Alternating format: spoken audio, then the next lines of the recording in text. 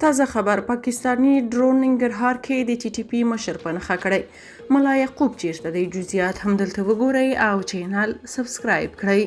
پاکستانی پوځ خپل اخطار په حقیقت بدل کړ. پاکستانی ډرون ننګرهار کې برید کړی.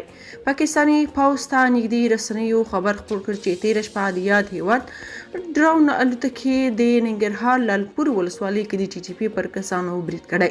سرچینه وایي یاد برید کې د ټي ټي پي مشهور قمندان اسد افریدی چې د یاد تحریک لخوا د ډیری اسماعیل خان والي و په ننګرهار کې د هغه 2 ساتونکو سره وژل شوی.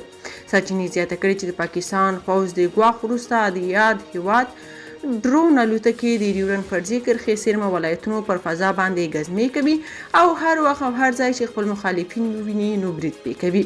یاده دې وي چې څو ورځې وړاندې هم پاکستاني ډرون الوتکې د خوست مرکزي ښار کې د ټي ټي پي یو شمېر قمندانان په نښه کړه چې د یادې ډلې کسانو په ګډون لسګونه افغانانو ته هم پکې مرګ واوښته. خو طالبانو وویل چې دا پیښه د ګاز ډبې د چاودنې له امله رامنځته شوې وه. طالبانو رسما تر اوسه په دې اړه څه نه دي ویلي، خو تېره وړمه ورځ ملا یعقوب ویلي وه چې چاته اجازه نه ورکوي تر څو په افغان خاوره برید وکړي.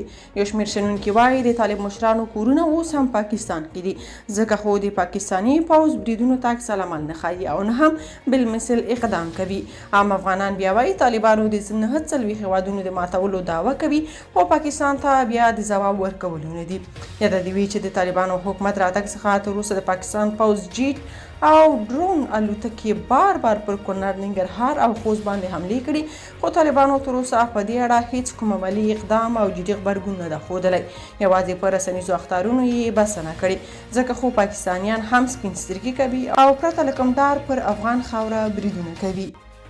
که تاسو په دې اړه څه نظر لرئ په کومنټ کې شریک او چینل سبسکرایب کړئ.